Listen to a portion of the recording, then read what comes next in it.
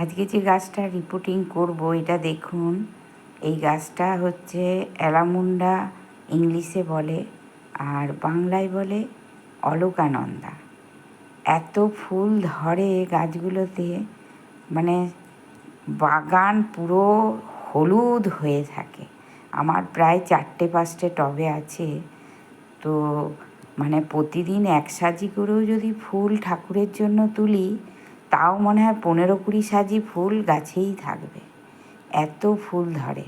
তো সেই গাছটার নতুন করে রিপোর্টিং করছি। তাহলে পুরো গরমটা মানে এপ্রিল মে থেকে ফুল দেয়, একবারে নভেম্বর পর্যন্ত ফুল দেবে।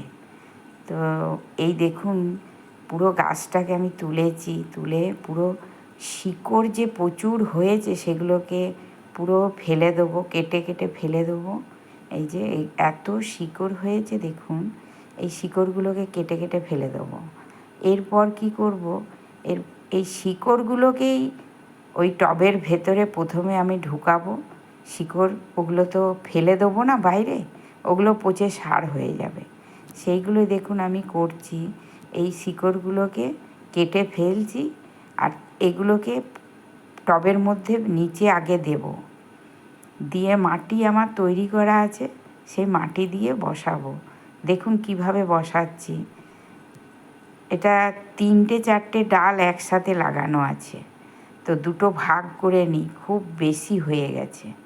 দুটো ভাগ করে নিলাম, দিয়ে এরপরে বসিয়ে দেবো। দেখুন এরপরে এই যে শিকড়গুলো আছে, এই যে দেখতে পেয়েছেন, শিকড়গুলো আগে গোড়াতে নিচে দিচ্ছি, তাহলে ওগুলো পচে সার হয়ে যাবে।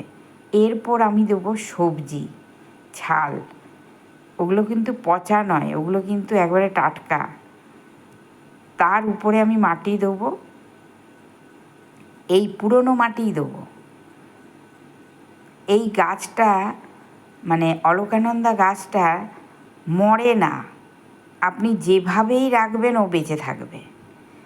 মানে নিচে আমি সবজি পচাগুলো দিলাম, প্রথমে গোড়ার শিকড়গুলো দিলাম, তারপরে সবজি দিলাম, একবার টাটকা সবজির ছালগুলো দিলাম, দিয়ে তারপরে পুরনো মাটি দিলাম, এরপরে সারযুক্ত মাটি তৈরি করে রেখেছি সেগুলো দিলাম। সেগুলো এই যে দিয়ে দিচ্ছি দেখছেন। এরপরে জল দেবো, এরপর গাছ সুন্দর হয়ে যাবে। শুকনো যে কাঠগুলো আছে গাছের, সেগুলোকে কেটে দিচ্ছি যাতে গাছটা গোল মতো হয়। সেইভাবে আমি মানে পুরো তৈরি করলাম টবে।